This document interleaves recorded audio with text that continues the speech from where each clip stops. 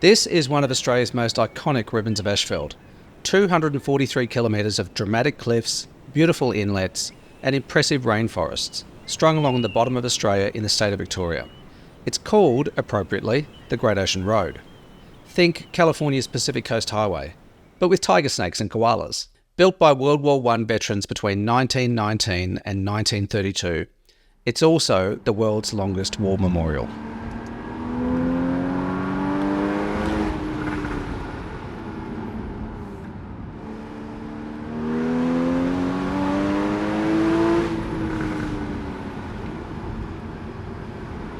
I'm enjoying this road in my 2013 981 Porsche Boxster, and like all good solo drives, it's kind of got me thinking.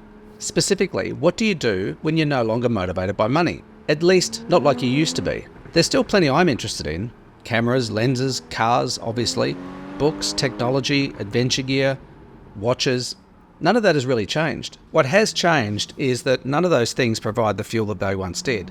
Their impact on the quality of my life is kind of a state of diminishing returns. I already have a good enough camera. I've got a good enough car. I've got plenty of books that I'm still yet to read. So, a better camera, a faster car, a fancier watch is not going to move the needle of happiness all that much. And I suspect, especially amongst people my age, this conundrum is a whole lot more common than others might think.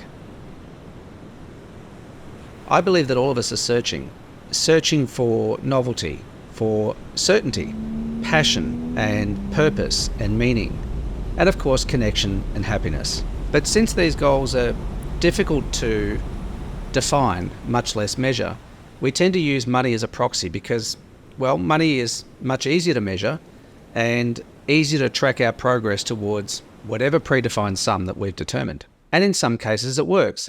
I mean, after all, some things can only be solved with money.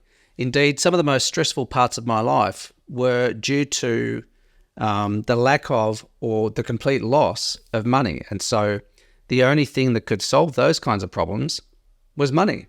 Maybe you're in a similar situation. Maybe you've conquered your own battles. Maybe you've been through your own struggles and you've come out the other side of it.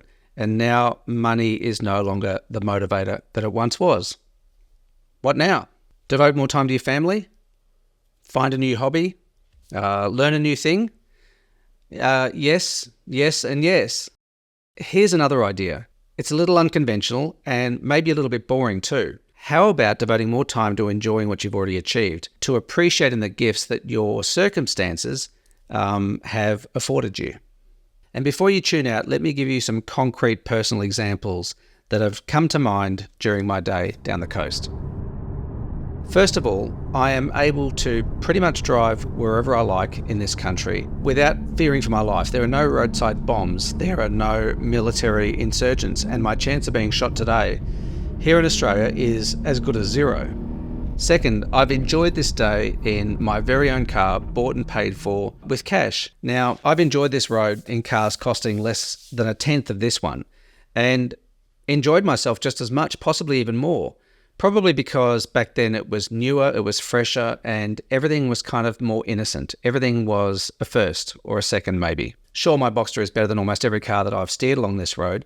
I have driven the original NSX along the Great Ocean Road, and that was spectacular. But just because the Porsche is better than most of the cars I've driven here, it doesn't automatically mean the experience is better. Third, I can see and smell and touch this incredible landscape. The rich blues and greens of the Southern Ocean, the healing and almost hypnotic scent of native eucalyptus trees, and endless golden beaches without footprints on their shores.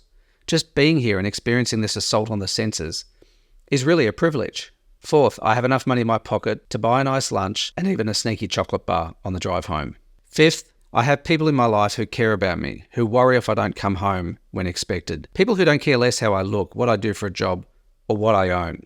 6, I have this desire to learn new things without fear of falling or failing or looking stupid as I do it. I've kind of reached that age where very few people's opinions actually matter to me. So that frees me to be me. And finally, best of all, especially in the context of today's drive down the coast, I recognise the incalculable value of time, especially free time. Time to take a day like this and go for a drive along one of my favourite roads in this beautiful place that I call home. That makes me, as my mum would say, wealthy beyond measure. Which brings me back to the original question.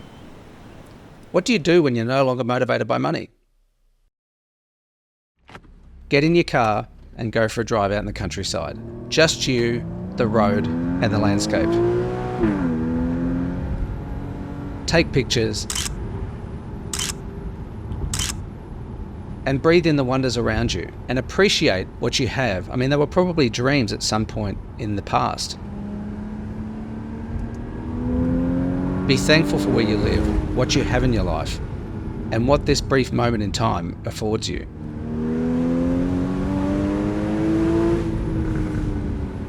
Because at the end of the day, as I've said a million times, life is short and it's going to be over before you know it. So, live while you're alive. See ya.